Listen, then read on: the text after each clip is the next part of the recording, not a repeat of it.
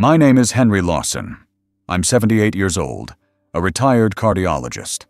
I spent my life in a world where the accuracy of a diagnosis meant the difference between life and death. But one day, the diagnosis was handed to me by my own daughter.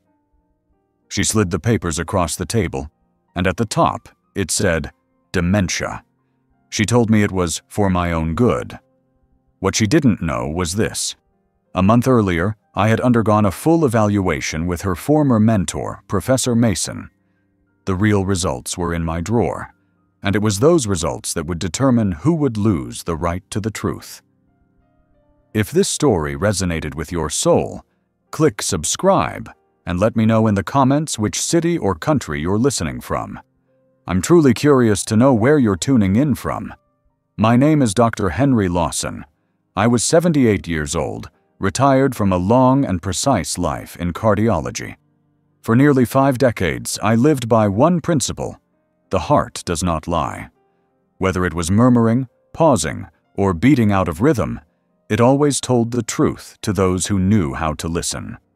I carried that same expectation into every corner of my personal life. I believed in clarity, in order, and in silence. Each morning, I woke up before the sun broke through the tree line behind my home in Ashland, Oregon, not out of necessity. There were no patients to check on, no surgeries waiting. It was simply habit. After a life of early rounds and urgent alarms, the stillness of a darkened house felt like familiar company. That morning, I opened my eyes at 5:43. My body had become its own timekeeper, down to the minute. I lay there for a while, staring at the ceiling fan. It spun slowly in the pale twilight, slicing the air into gentle segments, humming just loud enough to remind me I was still alive. I swung my legs over the side of the bed and sat for a moment, letting my heels rest on the cool wooden floor. My bones were slower now, but they obeyed. I reached down, pulled on my wool slippers, and stood, listening to the soft creak of the floorboards beneath my weight. In the kitchen, the silence was thick, not heavy, but full. It carried the memories of thousands of mornings before it. I filled the kettle with water from the filter jug I kept on the counter. Precision in everything. Tap water was fine for most, but I liked things as clean as possible, even now. I turned on the stove and watched the blue flame flicker to life. While the water heated, I opened the back door. A breath of damp, early spring air crept in. The grass outside was still wet with dew. The maple tree I had planted the year we bought the house had grown tall and bare, its branches skeletal against the faint morning sky. A single crow called from somewhere up high. I nodded to it, a small acknowledgement of the familiar. Back inside, the kettle hissed quietly. I measured out the loose-leaf Darjeeling into my old stainless steel infuser and lowered it into the mug. I didn't rush. Everything in my morning routine was deliberate. I allowed the tea to steep for 5 minutes exactly. During those minutes, I opened the newspaper, a real one printed on paper, not pixels, and smoothed it across the table. I didn't read the front page. I rarely did anymore. The headlines all blurred together these days. Instead, I went straight to the puzzles. I sipped the tea and began the crossword. Across the kitchen, on the far wall, a small analog clock ticked softly. It had belonged to my wife. Sarah had suggested once that I replace it with a digital one, something easier to read, she said. But I refused. I didn't need easier. I needed familiar. The ticking was more than sound. It was a reminder that time was still moving, and I was still within it. At 6:15, I closed the newspaper. The crossword remained unfinished, but that didn't matter. The point wasn't to complete it. It was to engage, to stretch the mind, like a limb, gently, every morning. I stood up, rinsed the mug, wiped down the counter, and checked the locks on the back door, even though I knew they hadn't been touched. There was a rhythm to these movements that soothed me. Each action had weight. Each item had a place. Even in retirement, I believed in routine. Without it, the days collapsed into each other, shapeless and unmarked. I passed through the hallway and paused by the bookshelf. The spines faced out like old friends waiting to be remembered. Medical journals, history, some literature. I ran my fingers along the edges. I selected a volume on cardiac case studies, opened it at random, and sat by the window with it resting on my lap. The text was dry, clinical, but I still found comfort in the clarity of it. Numbers, terms, patterns, nothing uncertain, nothing implied. The sky outside began to lighten. The neighbor's sprinklers sputtered to life with a faint, rhythmic hiss. A delivery truck rolled by slowly, its tires crunching softly over the wet asphalt. I watched without reaction. It was all part of the same morning I've lived through for years. Predictable, comforting. Still. The silence was unbroken, but not empty. In that silence, I heard everything that mattered. The pulse of the house, the sound of the world waking up without me, the echo of my own thoughts, clean and unclouded. I made a note of that, a quiet internal confirmation, because I had begun noticing how often my daughter looked at me now, not like a daughter looking at her father, but like a doctor observing a patient. She had always been precise, just like me. She followed protocols, trusted results, but lately, her eyes lingered too long. She asked the same questions twice. She offered help with things I hadn't forgotten how to do. I heard the tension beneath her voice. She thought I was slipping, but I wasn't. Not yet. The kettle, the newspaper, the crossword, the tea, the book, the clock. I remembered it all. I could trace every moment of the morning back to the beginning. No holes, no blanks, no fog. I was still sharp, still steady. And I knew what was coming. There was something in the way she had paused by the door last week, something cautious in her tone when she said we might want to talk about some long-term options. I said nothing then, just nodded, let her leave, let her think she had planted something. But I had heard it, clear as a diagnosis. So I decided, that morning, to do what I had always done when a patient's chart didn't add up. I would get a second opinion. The morning faded into the first hour of daylight, and I closed the book on my lap. Outside, the rain had stopped. The glass on the window shimmered with moisture. I stood, finished the last sip of lukewarm tea, and washed the mug again, this time drying it carefully and placing it back on the shelf. Everything in its place.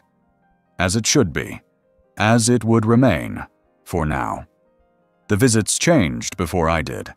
That's how I knew it wasn't just age clouding my perception.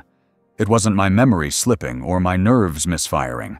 It was her, my daughter, Dr. Caroline Lawson, board-certified internist, respected in her field, head of her department, mother of two, and lately, a visitor in my home with a presence that felt more professional than personal. She began coming on Sundays, not with her kids, not with the usual loud warmth of family, not with her husband carrying pie or folding chairs for dinner on the patio. Alone. She arrived in her beige sedan precisely at 10 a.m. every time, as if she were clocking into a shift. She knocked even though she had a key. I respected that at first, the courtesy of boundaries. But the knock never changed. Not once. 3 short taps. Not friendly, not urgent, just obligatory. She always brought something. Groceries, a packet of mail she had picked up from my old P.O. box, a bag of vitamins I hadn't asked for, a clipboard, once, though she kept it tucked under her coat like it wasn't meant to be seen. And her eyes, once scanning the room out of nostalgia or curiosity, now moved differently.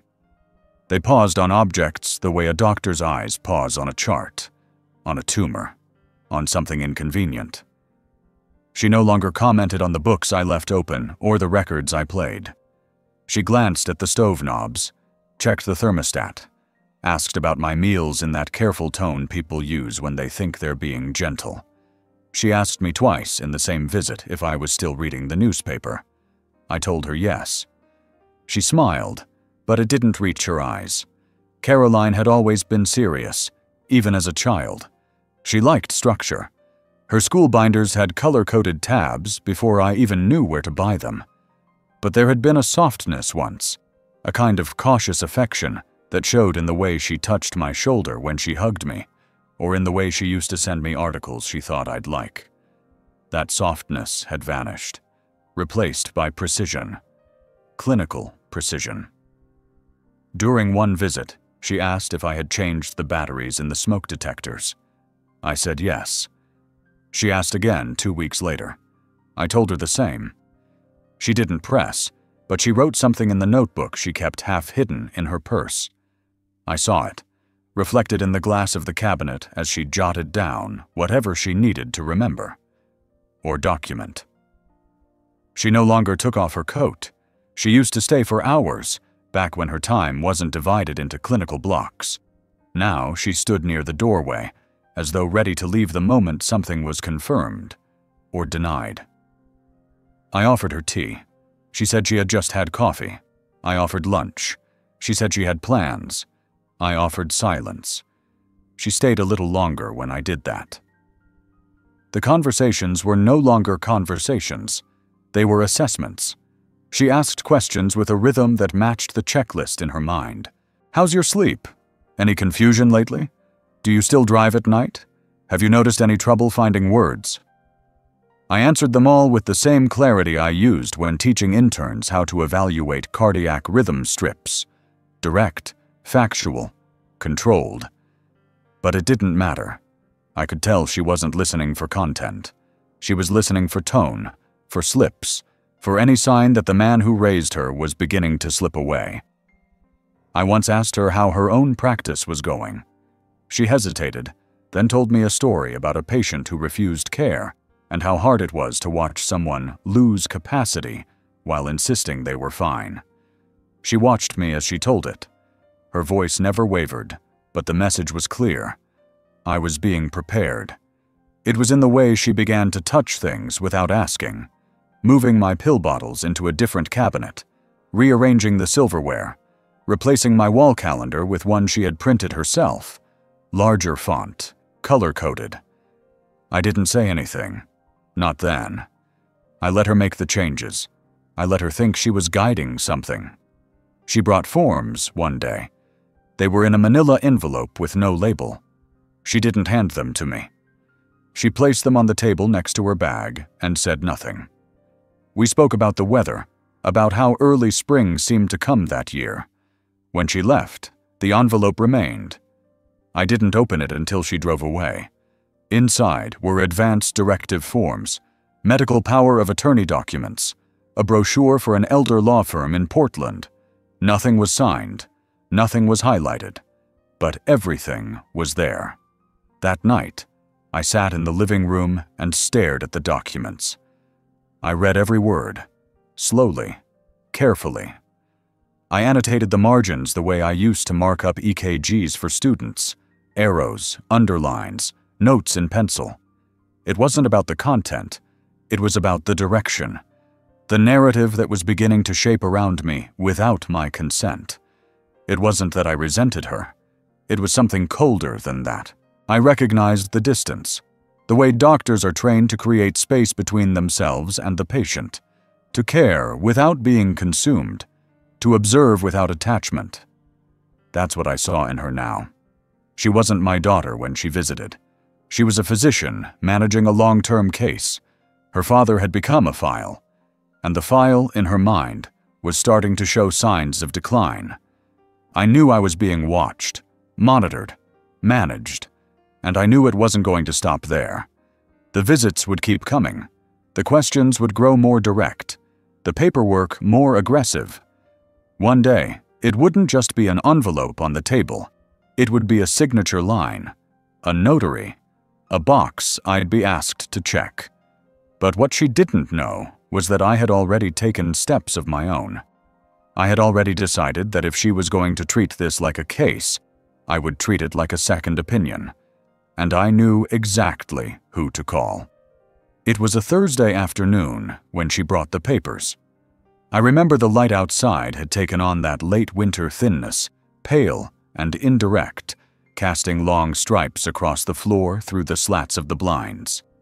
The room was warm from the heating I had turned on that morning, but her presence made the air colder somehow, not in temperature, but in tone. She didn't say much when she arrived, just the same three-knock entrance, the polite nod, the careful removal of her gloves as she stepped into the foyer. But there was a stiffness in her movements, a kind of tension in her shoulders that hadn't been there before. She carried a messenger bag instead of her usual purse, and I noticed right away the weight of it was different, heavier, as if it carried something more than pens and notebooks and unnecessary groceries. We moved through the house the way we always did, slowly, deliberately, pretending we were here to talk. But there was no preamble this time, no questions about my sleep or diet, or if the crossword had been easier or harder than usual. She set the bag down on the kitchen table and unzipped it without ceremony. She placed the folder directly in front of me. It was gray, not the usual manila, not bright or official looking, just gray, like something meant to blend in with other documents. But I knew before I opened it what it would contain. She didn't sit down. She remained standing, arms crossed, her lips pressed into a careful line as if she were trying to control the delivery of a prognosis. I opened the folder.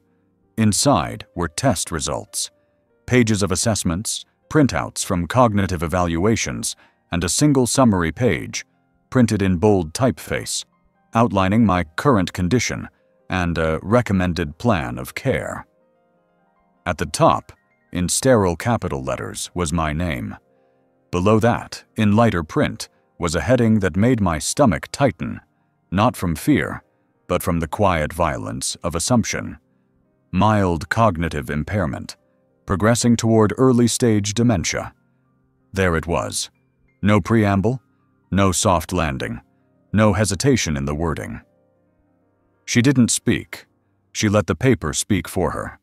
I could feel her watching me as I read, gauging my reaction, measuring the seconds between my eye movements, probably timing how long it took me to absorb the information. Her silence was clinical, calculated, the way I had once watched patients receive news about their own bodies in rooms just like this one. I flipped through the pages. Each one had been carefully selected. Test scores with margins circled, paragraphs summarizing observations, phrases like decreased recall, noted hesitation in verbal tasks, suggested executive functioning decline.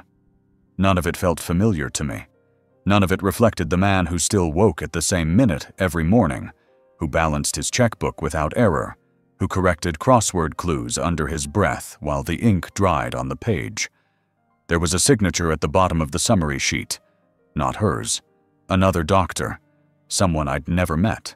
Some distant colleague she had referred me to without my knowledge. A neurologist, likely. Their seal was stamped in blue ink, the kind of seal that carries legal weight. That stamp meant something. Not truth, just legitimacy.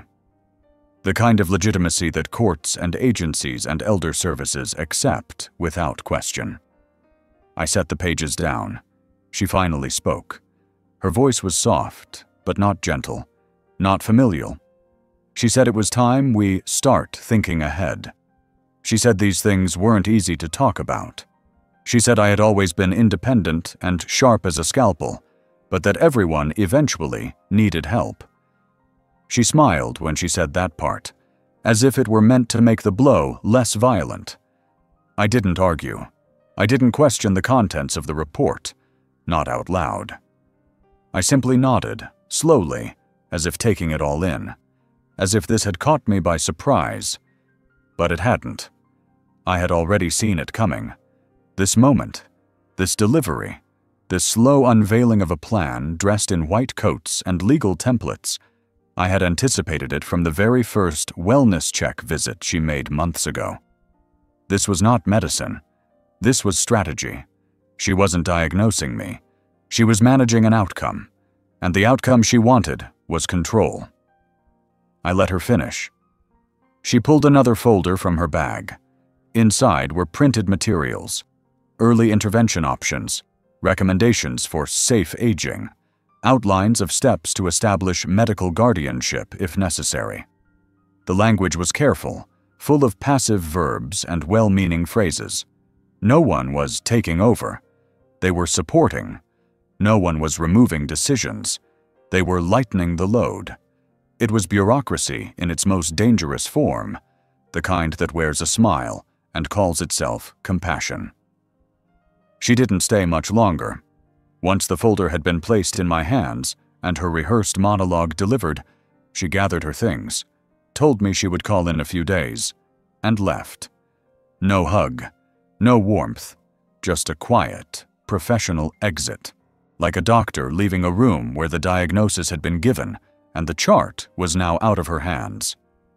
When the door closed behind her, I sat for a long while without moving. The house was silent again. The pages lay open on the table, the words staring back at me like accusations. I picked them up one by one and read them again, not for content, for pattern, for what wasn't said, for the missing dates, the missing context, the places where my daughter's influence was present not in handwriting, but in direction. I had no doubt she believed she was doing the right thing. But that didn't make it right. She had used my silence against me. She had taken my calm and read it as confusion, my routine as rigidity, my quiet independence as isolation. She had taken the very things I had cultivated to remain myself and twisted them into symptoms. What she didn't know was that 2 weeks earlier, I had scheduled my own appointment with someone she once admired, someone whose lectures she sat through with wide eyes and sharpened pencils, Dr. Malcolm Mason, her old professor, my former colleague, a man who had taught both of us that assumptions were the first sin in medicine. He had tested me thoroughly, not out of friendship, but out of professional integrity. He had run the scans, walked me through the verbal recall, sat with me for over an hour while I listed, in exact order, the presidents backward, the state capitals alphabetically, the emergency medications for a crashing patient. At the end, he looked at me and said only one thing. "You're still all there." I had the results, real ones, signed by a man whose ethics were beyond question. And now, I had both sets of papers, the truth and the lie stamped with a seal, and I knew which one would define what came next. After she left that day, and the door clicked softly behind her, I sat at the kitchen table for what felt like a full hour without moving. The gray folder lay there like a piece of radioactive waste, not dangerous in appearance, but too heavy to touch without protection. I stared at it, not reading, not reacting, just letting it sit under the weight of its own deception. The words were still fresh in my mind, the diagnosis, the plan. The language meant to sound gentle while eroding the foundation beneath me. But I wasn't shaken, not in the way she thought I would be. I had seen too many patients receive far worse news with far less dignity. I had delivered that news myself, in a younger voice, from across sterile hospital rooms, with a hand resting carefully on a shoulder I barely knew. No, this wasn't grief. This wasn't fear. What I felt was something different, something old and sharp and utterly clear. It was memory, not the vague, wandering kind that loses itself mid-sentence, not the shallow flickers of nostalgia that people call up like lullabies. This was different. This was a flash, focused, unforgiving, and it landed with the precision of a scalpel in the hands of a man who had spent his life training to steady it. I stood and made my way down the hallway, past the bookshelf, past the framed photographs that hung untouched on the walls. Caroline at graduation, my wife smiling in the garden, a black and white photo of me in my first lab coat at Johns Hopkins. I opened the door to my study, stepped inside, and flicked on the lamp that sat next to the old oak desk. The light buzzed for a moment, then settled into a soft glow that spilled across the surface. There, at the center of the desk, was the manila envelope. The real one. The one with the documents from Dr. Mason. I had kept it close, but hidden.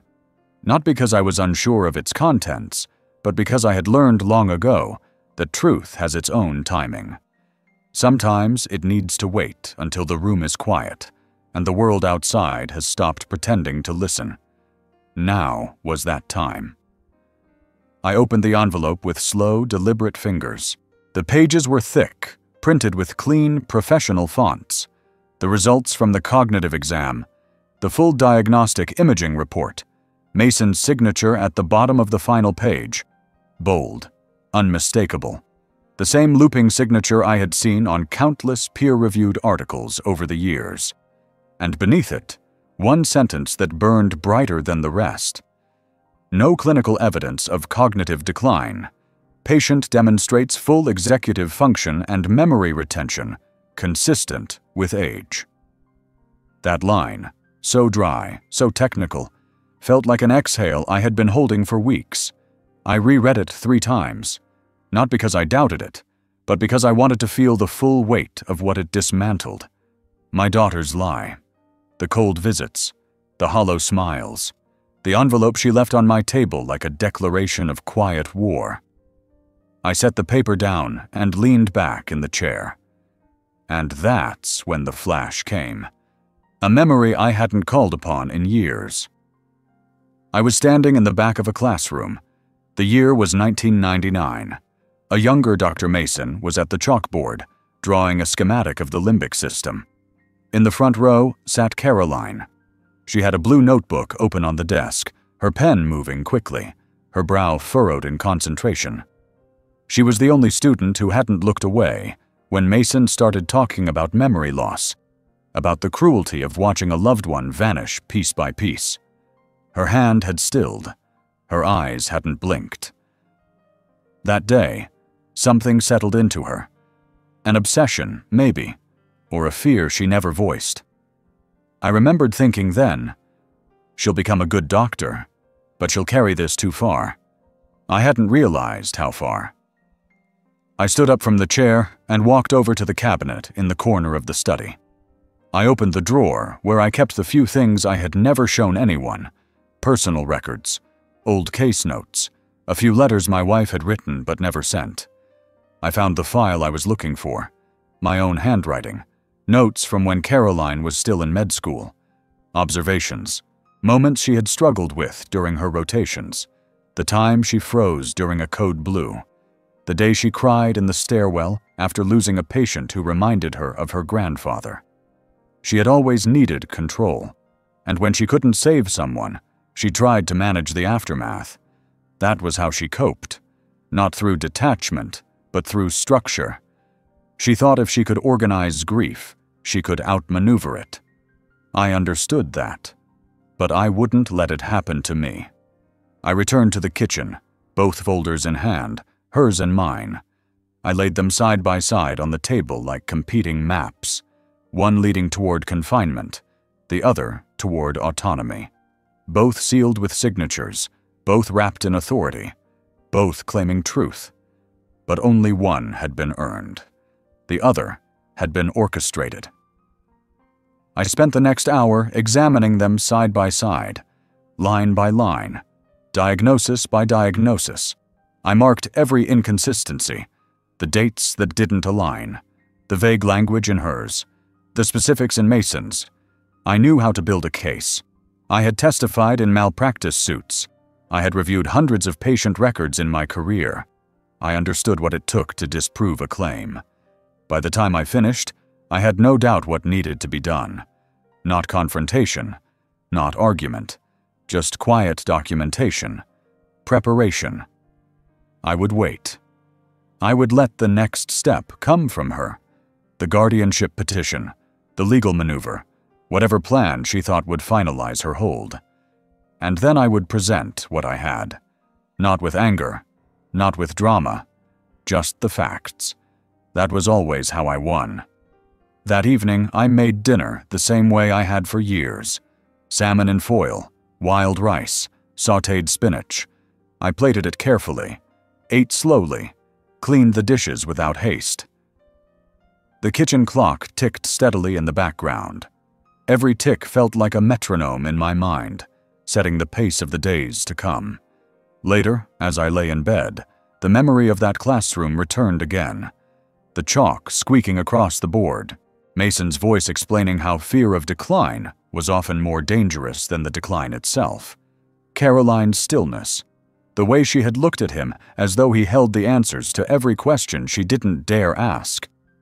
Now, she thought she was protecting me from something inevitable. What she didn't realize was that the inevitability had already passed. And I was still here, still clear, still watching. The flash of memory hadn't just reminded me of who she was. It reminded me of who I still was. And that, more than any report, any seal, any test, was the truth no one could take from me. The days that followed were filled with a sudden, almost theatrical shift in how Caroline moved through my life. She appeared more often, always unannounced, with bags of groceries, freshly folded linens, and a determined smile that never reached her eyes. She started cleaning the house like a nurse performing an unnecessary triage, wiping down surfaces I had already cleaned, reordering my pantry, tossing out spices she said had expired, as if the age of paprika held some deep metaphor for the state of my brain. She brought me vitamin supplements in small plastic containers with color-coded lids. She labeled them with days of the week, each cap a silent vote of no confidence in my ability to remember a routine I had followed longer than she'd been alive. She asked me to start writing things down on a dry erase board she'd pinned beside the refrigerator. It said, "To-do list," in thick blue marker, and she'd already written out the first 3 tasks for me. Take morning pills, eat lunch, go for a walk. As if I had suddenly lost the ability to navigate time. I played along, but not out of fear or confusion. It was strategy. I nodded when she explained each system. I smiled when she recited instructions. I even thanked her for her effort, masking my suspicion with a grandfatherly warmth she seemed eager to accept. She wanted so badly to be right, to feel noble, to wear the armor of the dutiful daughter protecting the failing patriarch from himself. It was a performance, but I let her believe it was mine. She began making small corrections in how I lived. She switched my laundry detergent to something labeled gentle. She replaced the kitchen knives with rounded ones, tucked the step stool into the garage so I wouldn't risk a fall, and even tried to change the passwords on my computer under the guise of streamlining my digital life. When I told her I'd rather keep the old ones, she feigned agreement, but returned later with a new laptop just in case. Mine started acting up. The laptop stayed in its box. Caroline started bringing over casseroles, neatly labeled, calorie counted, stacked in my fridge like a silent countdown to submission. She rearranged my bookshelf to group the authors by genre, removing the medical journals I still read for pleasure, replacing them with large print novels I had no interest in. She took away the crossword books I'd been working through, claiming that too much mental strain could lead to frustration. I told her I didn't feel frustrated, but she insisted it was preventative. She began managing my appointments, calling my dentist to cancel a cleaning I had scheduled months earlier, saying I didn't need it. She signed me up for a senior walking group at the local church, though she knew I wasn't religious. She even brought brochures for retirement communities, just for future reference, setting them neatly on the coffee table like they were travel magazines. I never opened them. I never needed to.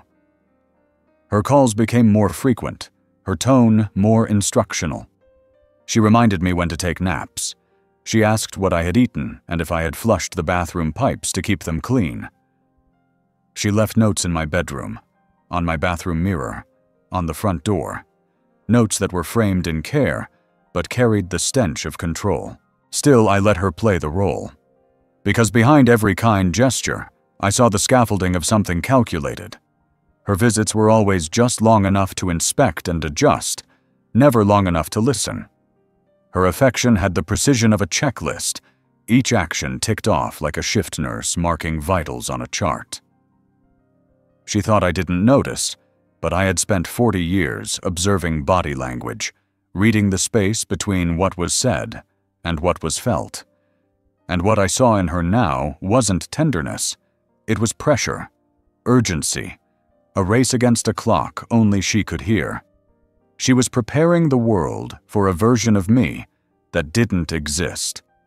A version that would justify the forms she was quietly gathering, the signatures she would soon request, the power of attorney she would argue for in the language of love. She spoke often now about what's next. She dropped phrases like just being proactive and safety first and transition planning. She referenced friends who had gone through this with their parents, how hard it was, how lucky we were to be facing it early. I nodded, because it cost me nothing to let her talk. I sipped my tea and let her draw her maps, knowing she was heading toward a destination I had already circled in red. One evening, she came by with a new bath mat, non-slip, she said, and installed a set of grip bars in the shower. I watched her drill into the tile, watch the dust fall onto the clean floor. She said it would help me stay independent. I wanted to laugh at the contradiction, but instead I offered her a sandwich and sat across from her in silence as she ate. She looked tired, triumphant. She thought she was winning. But I had never once stopped keeping score. The next morning, after she left, I took down the dry erase board. I erased the list, wiped it clean, and placed it in the closet. I kept the pills, but threw away the plastic containers. I put the original kitchen knives back in the drawer, returned the step stool to its place, and moved the brochures to the trash bin outside. I wasn't being defiant. I was reclaiming the texture of my life, the small freedoms that, when stripped away piece by piece, become invisible chains. That afternoon, I called Dr. Mason and scheduled a follow-up appointment. Not because I doubted myself, but because I wanted every page of this story to be written by the truth.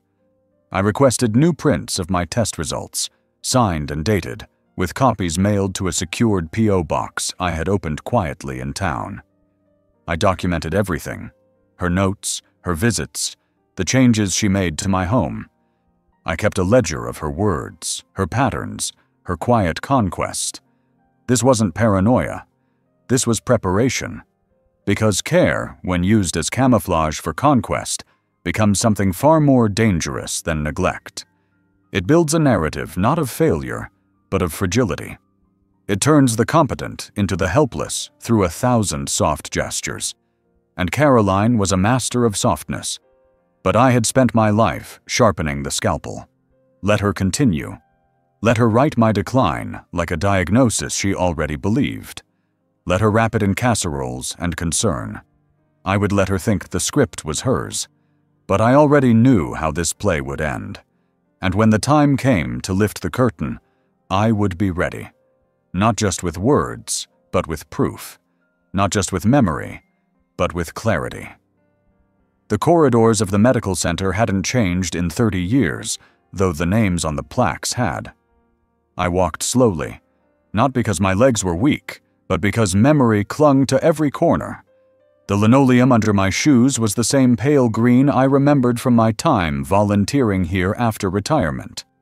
Back then, I'd helped lost patients find their way, handed out clipboards with forms, refilled water dispensers when no one was looking. It had given me a sense of purpose. Now I moved down the same halls like a man walking back through time, brushing past ghosts that no longer knew his name. The reception area was quieter than I remembered. The old clock above the nurses' station still ticked with that soft electric rhythm, but the staff had changed. I didn't recognize any of the faces behind the desks. They were younger, faster, their fingers dancing across keyboards. their eyes flicking up only briefly before returning to screens. I felt like a relic, moving through a space that had already outgrown me. I'd made the appointment discreetly, not using my home phone, not putting anything in writing that could be intercepted or misconstrued. I chose Dr. Julian Harrow for a reason. He was once Caroline's mentor, a man she had admired openly during her residency. I had met him only a few times, years ago, during her white coat ceremony, and then again at a conference she had dragged me to, where he gave a lecture about neurological ethics and aging patients. I remembered the way he spoke about dignity, not as an abstract, but as something tangible, measurable, something that could be preserved even in decline. I held on to that memory as if it were a photograph folded into the lining of an old coat.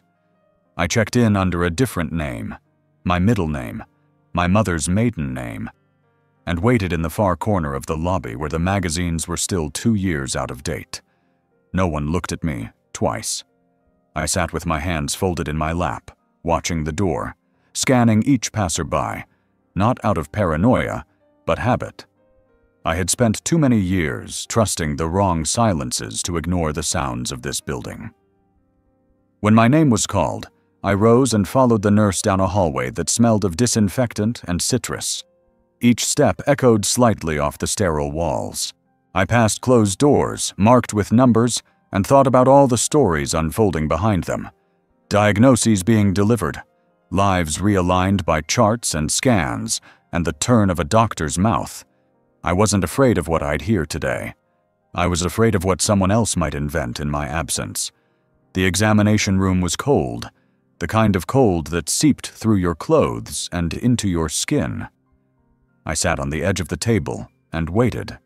I studied the posters on the wall, the diagrams of brains sliced into cross-sections, the warnings about stroke signs, the tips for preventing memory loss. They all seemed to speak in the same tone, gentle, patronizing, distant, like the world was trying to protect me from a truth it had already decided was mine. When Dr. Harrow entered, I saw the years had not spared him either. His hair was thinner, whiter, but his eyes were the same, sharp, measured, still capable of seeing the thing behind the thing. He greeted me calmly and took his seat without the forced cheer of a man playing a role. That mattered more to me than he knew. The examination was methodical. He asked questions not to test me, but to listen. He didn't interrupt. He didn't rush. He let the silence between my words fill with substance. We spoke of my routines, my memory, my clarity. I recounted the things I had noticed, the timing, the changes in my daughter's behavior, the way her care felt more like surveillance than love. He nodded occasionally, but never gave anything away. That, too, I respected. The tests followed, some verbal, some written. He asked me to recall sequences, to draw patterns, to name objects and repeat phrases. I performed them all with precision, not to prove anything, but because I had nothing to fear. My mind was intact, worn, yes, weathered, but not broken. I was not the man they were trying to script into existence. When the results came back, he read them silently, then signed his name at the bottom of the official report. He printed 3 copies, placing one into a sealed envelope and sliding it across the table. I tucked it into my coat without unfolding it. The second went into a secure patient file under the alias I had used. The third he kept. He looked at me long after the paperwork was done, as if trying to understand the shape of the war I was entering. I could tell he wanted to ask more, to offer advice or guidance, but he didn't. He knew what silence could protect.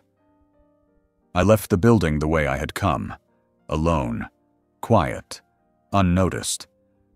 Outside, the wind had picked up. It carried the scent of mulch and rain, the kind that lingers before a storm. I walked back to my truck and sat behind the wheel for a long while before turning the key. I didn't drive home immediately. Instead, I took a long detour through the part of town where Caroline had once played soccer as a little girl. where I used to bring juice boxes and folding chairs and shout from the sidelines. I passed the field, now overgrown, and watched the leaves dance across the dirt where goalposts used to stand. I thought about how easily people rewrote their roles in our lives, how a daughter could become a caregiver a gatekeeper, and a gatekeeper a thief, all without raising her voice. I wasn't angry. Not yet. Anger required belief in betrayal. What I felt was quieter, deeper, a reckoning, a slow accounting of intentions. She had tried to own my future by editing my present, but I had taken it back, one sealed envelope at a time. When I finally returned home, the house greeted me with the same hum it always had.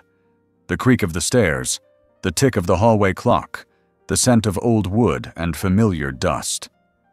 I made a cup of coffee, strong and bitter, and sat at the kitchen table with the envelope unopened beside me. I didn't need to read it to know what it contained. The truth didn't need to shout. It only needed to wait. In the hallway, I noticed Caroline had left another list taped to the wall. A new schedule, a new suggestion for structured independence. I took it down carefully, folded it once, and placed it in the drawer with the others. Then I opened my notebook and began to write. Not my memoirs, not a complaint, but a ledger.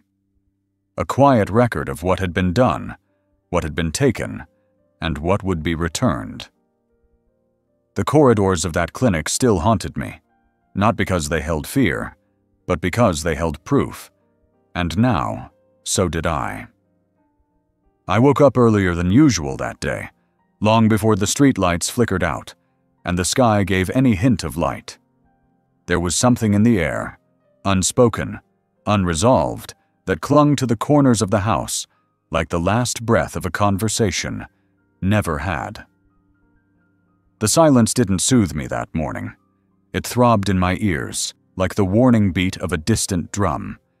I moved through the kitchen slowly, careful not to disturb the quiet that wasn't really peace. My hand hovered over the coffee pot longer than necessary. I didn't need the caffeine. I needed ritual, something to hold me in place, something to keep the dam from breaking too soon.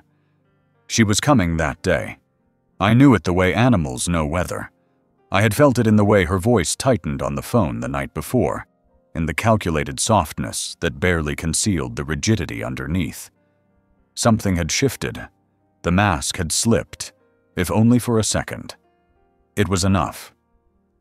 I put on a clean shirt, one she had given me years ago. The fabric had thinned over time, but the collar still stood firm. I looked in the mirror and adjusted it, as if preparing for a photograph that would be judged by a stranger. I couldn't explain why it mattered to look right. Maybe I just needed to recognize myself. The doorbell rang exactly at 10, not a minute before or after. She had always valued precision. I opened the door and saw her standing there with a leather folder pressed against her chest, like a shield. Her smile was the kind that came with instructions. She didn't wait for an invitation. She stepped inside with the briskness of someone entering a consultation room. Her heels clicked on the hardwood floor, a metronome to the moment. She sat at the dining table like it belonged to her now. I followed, slowly, feeling the gravity of the moment press against my chest. I sat across from her, and for a moment, neither of us said a word. Then she opened the folder. There were more papers this time. Not just test results, but printed forms, typed letters, legal-looking documents with my name spelled in bold, clinical fonts. The words blurred slightly as I stared. Guardianship, assessment, capacity. She spoke gently, but her eyes betrayed urgency. She explained it all, carefully, like a doctor delivering bad news to a patient too slow to grasp the impact. I nodded occasionally, pretending to listen, while my gaze locked on the notary stamp in the corner of one page. They had already begun the process. I hadn't signed anything, but pieces had moved. My heart beat slowly, deliberately, like it knew there was no turning back. I asked one question, just one, and her answer came too fast, too prepared. I realized she had rehearsed this, every phrase, every pause. She had planned this not as a daughter trying to help, but as a physician executing a protocol. She reached into her purse and pulled out a pen, blue, with her hospital's logo on it. She placed it in front of me and pointed to a dotted line. Her voice was soft, urging, almost maternal. "For your safety, Dad. For peace of mind." I looked at the pen. I looked at my hand. And I realized then, this wasn't a conversation. This was a performance, and I had one last role to play. I smiled faintly. I took the pen, and then deliberately, I set it aside. I folded my hands and looked her in the eye. I said nothing, but in my silence, something shifted between us. She understood. I wouldn't sign. Not now. Not here. Her face didn't fall. It froze. The mask cracked for just a moment, enough to reveal the cost of the lie she had built. And then she packed her things, slowly, mechanically, as if the room had become too small to contain her. She stood to leave. I didn't follow her to the door. I just sat there, feeling the stillness stretch out like a bridge I had finally refused to cross. There was no more pretending, no more ceremony. From that moment, we were no longer father and daughter. We were players on opposite sides of a line that had been drawn in ink, but written long ago in something far deeper. I spent the next few days inside my house, like a man pacing the deck of a ship that hadn't yet hit the iceberg, but felt the chill in the air. Every corner seemed sharper, every sound more pronounced. The ticking of the clock over the fireplace became unbearable, like the countdown to a final decision I hadn't made yet. But in truth, I had already made it. I just hadn't unwrapped it. The envelope had been in the safe for years, tucked behind old certificates, military discharge papers, and the deed to the house. I hadn't touched it since I placed it there, sealed and unsigned, but I knew exactly what it was, and who it was for. It had been drafted in another time, under different circumstances, when I still believed in fairness and second chances. Before the house turned quiet with judgment, before my memory became a subject of analysis, before my signature was something to be tested, not trusted, before love was conditional. I retrieved it late one night when the wind rattled the windows like a ghost asking to be let in. The paper was crisp. The ink had not faded. It bore the name of someone she did not know, someone she would never think to suspect. Angela Weston. She had been just a girl when I met her, barely out of high school, working at the pharmacy downtown to pay for community college. Her father had been my best friend in the Army. He died in a wreck on I-75, and I promised at his funeral that I would keep an eye on her. That promise had lasted decades, quietly, in tuition payments sent anonymously, in help with her first car, her law school exam prep, her application to Columbia. She never asked for help, never once, but she became the kind of woman who never needed to. And now, years later, she was an estate attorney, with her own firm, with a sharp mind and a memory like steel. And most importantly, she knew everything. She knew about my diagnosis. She knew what they were planning. She knew the game. And I had quietly made her the executor of everything that mattered. Not because I distrusted my daughter, at least not at first, but because even back then, something told me there might come a day when I would need someone who remembered who I was before they began questioning it. The new documents had already been notarized. The power of attorney, the revised will, the financial instruments, all legal, all invisible, and all in Angela's hands.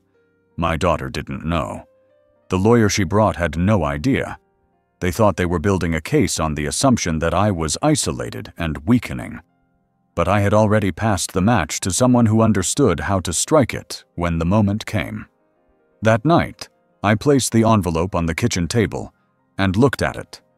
Plain, unmarked, no drama in its appearance, but it might as well have been made of stone.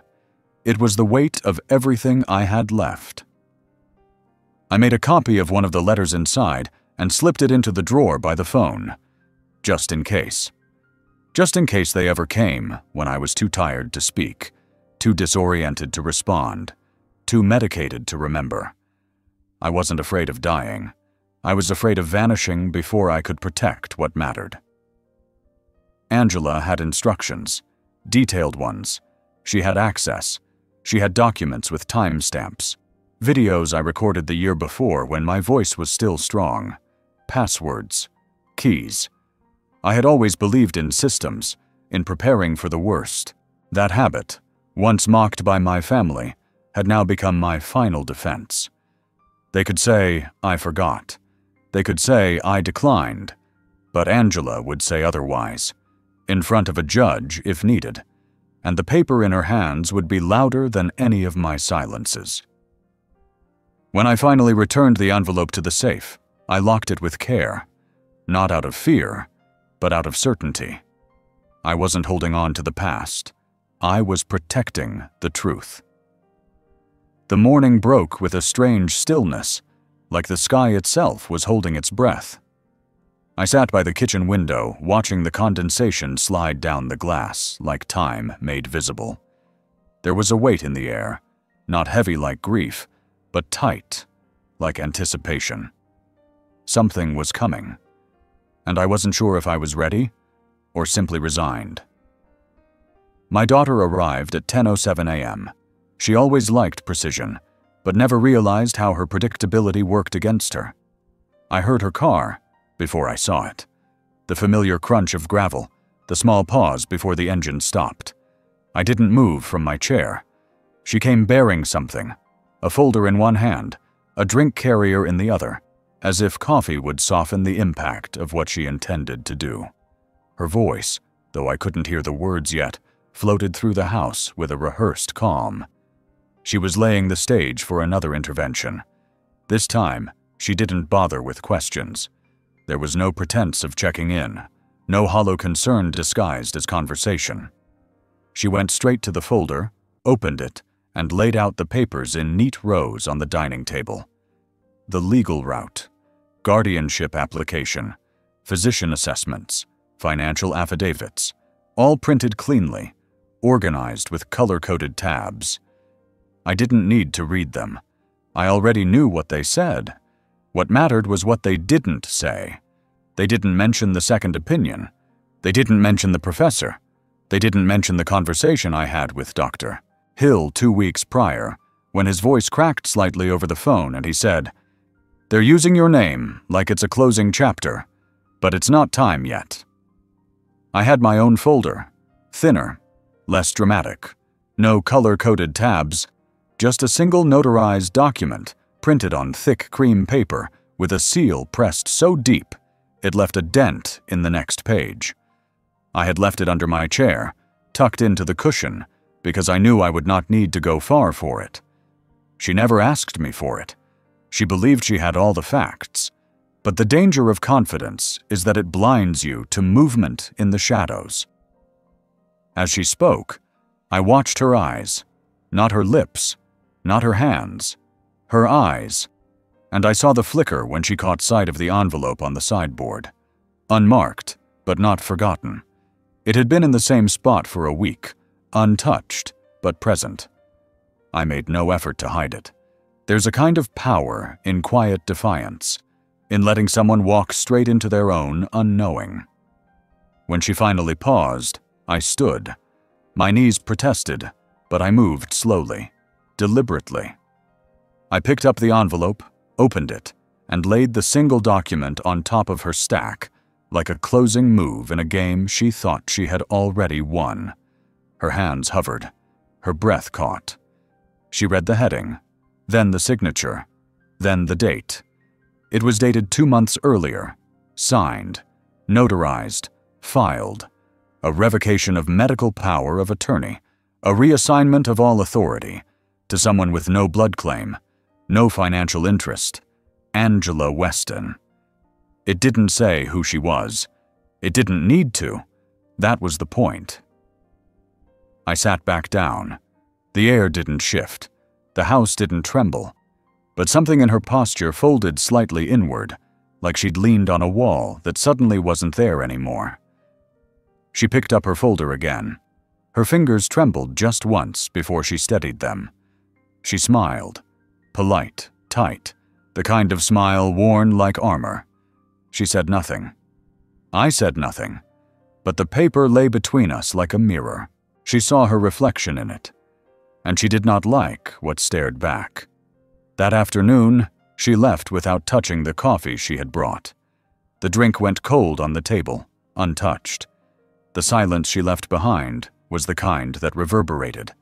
A silence of realization. Of a plan derailed. That night, I walked through the house and turned off every light one by one. I stood in the dark longer than I needed to. I wasn't afraid of the dark anymore. I had lived in it long enough to understand its uses.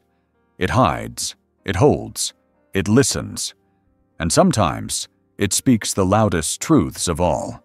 The morning passed in layers of silence, not the comfortable kind, but the kind that builds, hour by hour, into a pressure you feel behind your eyes and in the back of your throat. I sat with my back straight, my hands folded, and my thoughts clicking one by one like tumblers in a lock. Everything was prepared. Everything had been prepared for weeks. But that day was different. There was a kind of gravity to it I couldn't ignore. I moved slower than usual, not from weakness, but from deliberation. I laid out the documents again, not because I needed to reread them, but because touching them anchored me.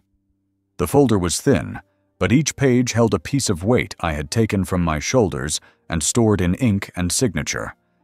The power of preparation wasn't in what you could say.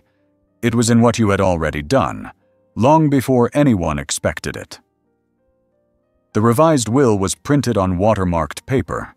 The language was precise. My estate, my accounts, the land that everyone assumed would pass down by default. It had all been redirected, not out of spite, but out of clarity. I had made the decision on a Monday morning after breakfast, when I saw the way my son looked at me like I was already fading. Like I was a placeholder in his future, not a person in his present. That was the moment the line was drawn. Angela had helped me understand the phrasing. She never pushed. She simply answered what I asked. She let me decide the rhythm, and that made all the difference. That morning, I pulled out a second envelope, sealed months earlier, with a note in my handwriting on the front. Open only when all questions have answers. It wasn't for my family. It was for the lawyer. I wanted someone outside the storm to hold the compass steady. Then I checked the drawer by the phone.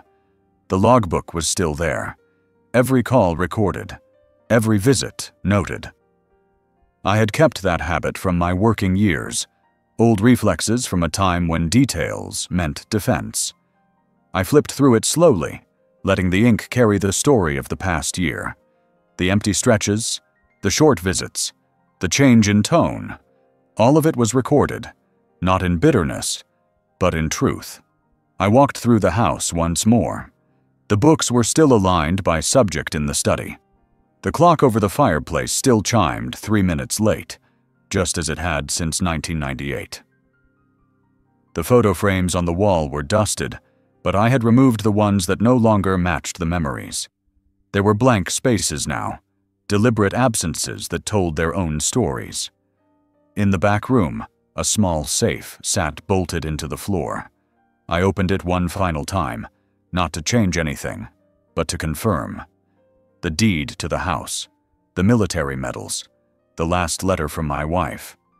They were all still there, untouched, preserved not for sentiment, but for testament. Some things are not meant to be argued. Some things simply are. I locked the safe again and replaced the rug. Then I changed clothes. There was a suit I hadn't worn in years, pressed and stored in plastic, navy blue, with a crisp white shirt. I put it on slowly, feeling each button close, like a signal to the next step. The shoes were polished. I took the time to knot the tie properly, not because anyone would notice, but because I would. At noon, I sat in the armchair by the front window, the same one where I had watched seasons change and waited for visits that never came. The light was softer than usual, filtered through thin clouds that muted the edges of the world. I liked it that way. The house didn't know what was coming, but I did. A knock came at 12:32, on time. I stood without hurry. The lawyer entered with a small briefcase and a practiced neutrality in his posture. He had been briefed already. The papers he carried were not for debate, but for delivery.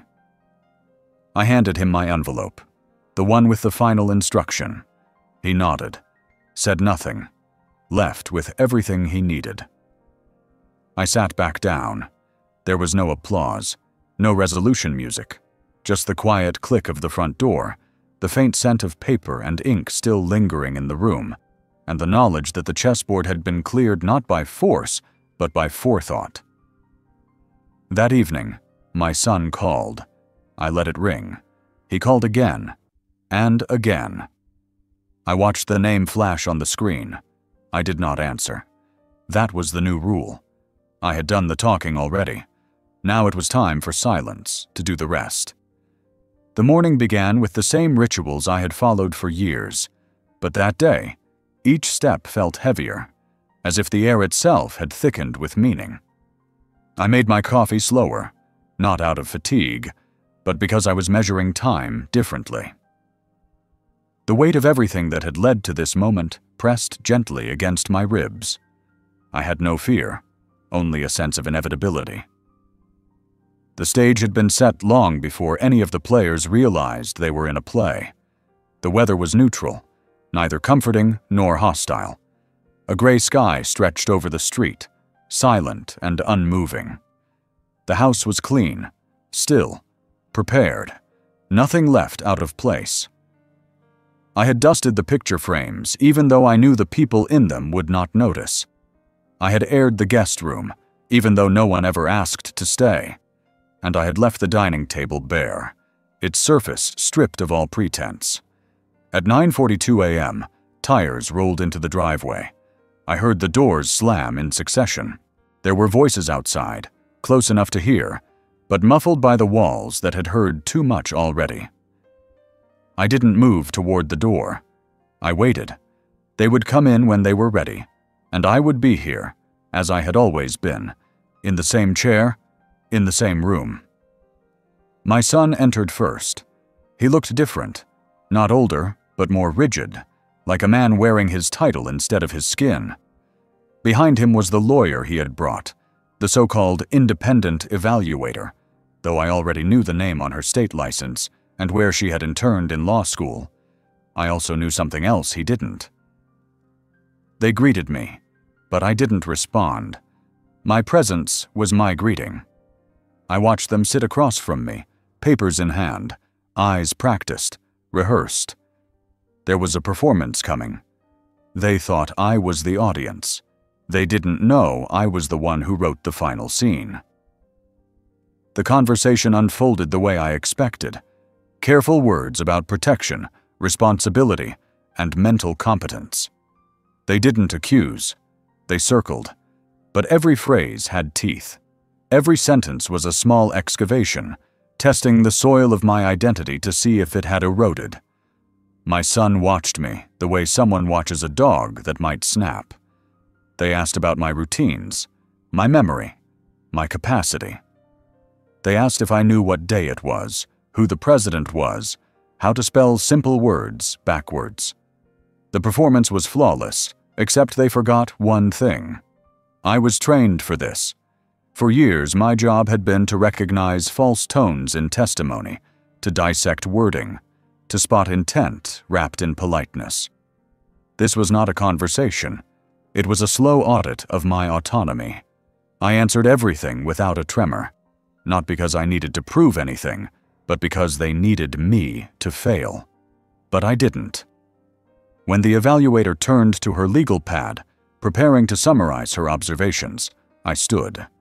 That alone disrupted their rhythm.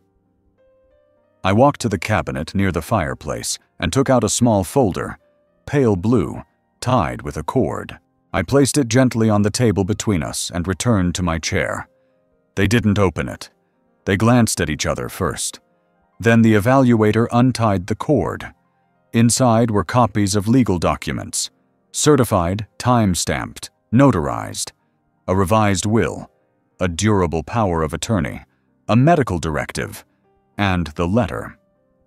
The one addressed not to them, but to the State Bar of Georgia, prepared in advance, describing in full the conflict of interest and false representations made under the guise of familial concern.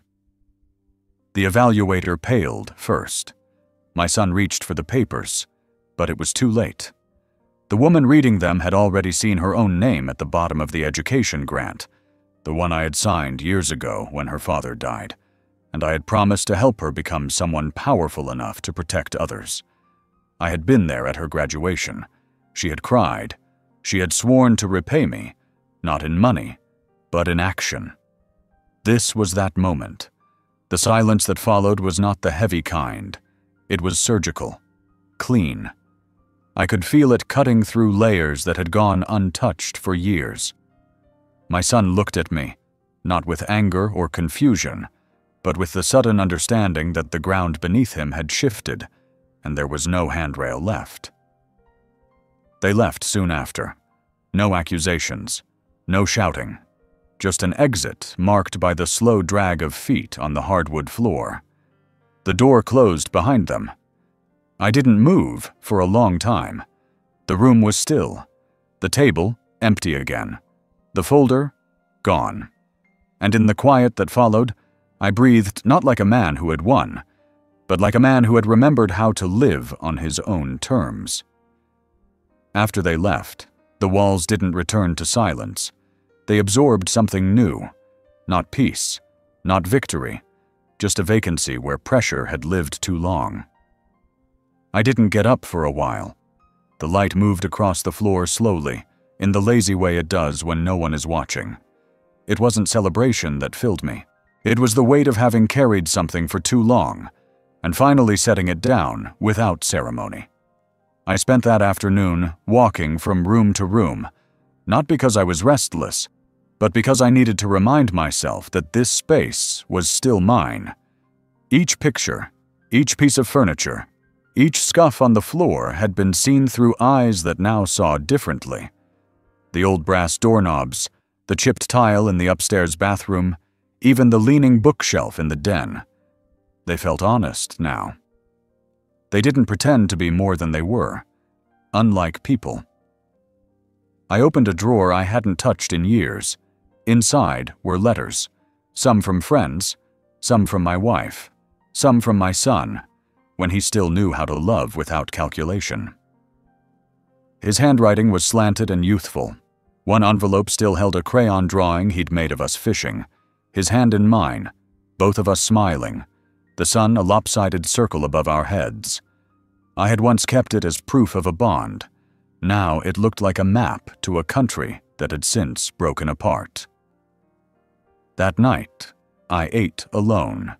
No television, no background noise, just the sound of my fork on the plate and the slow tick of the wall clock. I remembered when dinner had been loud, messy, full of arguments over silly things.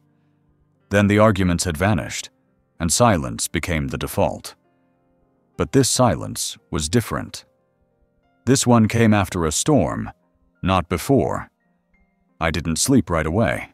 I lay in bed with the covers pulled up to my chest, not from cold, but from habit.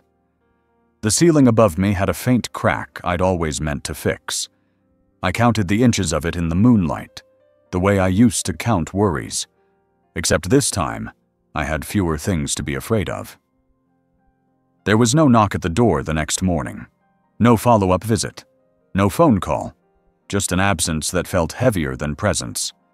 I made coffee as usual, but I didn't fill 2 cups.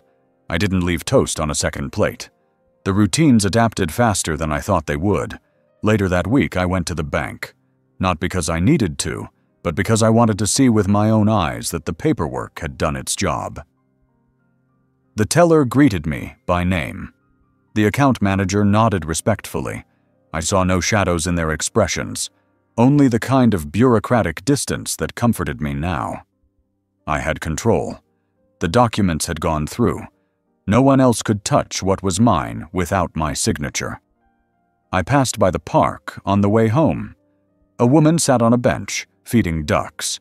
Her hair was silver like mine, her posture proud but relaxed. She didn't look up, but I recognized something in her. The same quiet reconciliation I was beginning to make with the years. Not peace, exactly. Something more fragile, but more honest. A truce. Back home, I found myself reaching for my journal. I hadn't written in it in months, maybe years. But that day, the pen moved easily. I wrote about the house, about the look on my son's face when the folder opened, about the way the evaluator's hands trembled when she realized who I was to her, about the moment power shifted, not loudly, but completely. I didn't write about revenge. That word didn't belong. It hadn't been revenge. It had been restoration. I wrote about dignity, about memory, about the ability to sit in your own story and not flinch. I wrote until the page was full. Then I turned it and filled the next. At dinner, I opened a bottle of wine that had been waiting too long, not for guests, not for a toast, just for a night when I finally felt like I had room to taste something again without bitterness. I poured a glass, sat by the window, and watched the last of the day drain into dusk. It wasn't joy that I felt. It wasn't relief. It was something more resilient. The return of the man I used to be, before the doubt, before the gaslighting, before the shadows in my own home. And I welcomed him without saying a word. The morning I walked into the attorney's office, the wind carried that heavy quiet only found in the hours before a storm. The leaves outside didn't move. The street was empty, and every footstep echoed louder than it should have. I carried a manila folder under my arm, not out of symbolism, but because it contained the last page in a long and tangled chapter of my life. I had already removed the names that needed removing. What remained was only my own. The receptionist smiled politely. I returned the gesture without warmth. I had no anger left, only precision. I sat across from the lawyer who had helped me months ago when everything began to unravel. She didn't ask questions. She only slid the final draft across the desk and handed me the pen. The weight of it in my fingers felt familiar, like the tools I once used to build furniture in my garage. Each mark permanent, each cut deliberate. When I signed, I felt no tremble in my hand. The line was clean, final. I left the office into a wind that had picked up slightly. A storm was coming, but it no longer mattered. I had already built my shelter. Back home, I sat in the den, surrounded by things I hadn't noticed in years. The clock my wife had loved, the quilt draped over the armchair, the small lamp with a base shaped like a heron. They were fragments of a life that once pulsed with shared breath. They were still here. And so was I.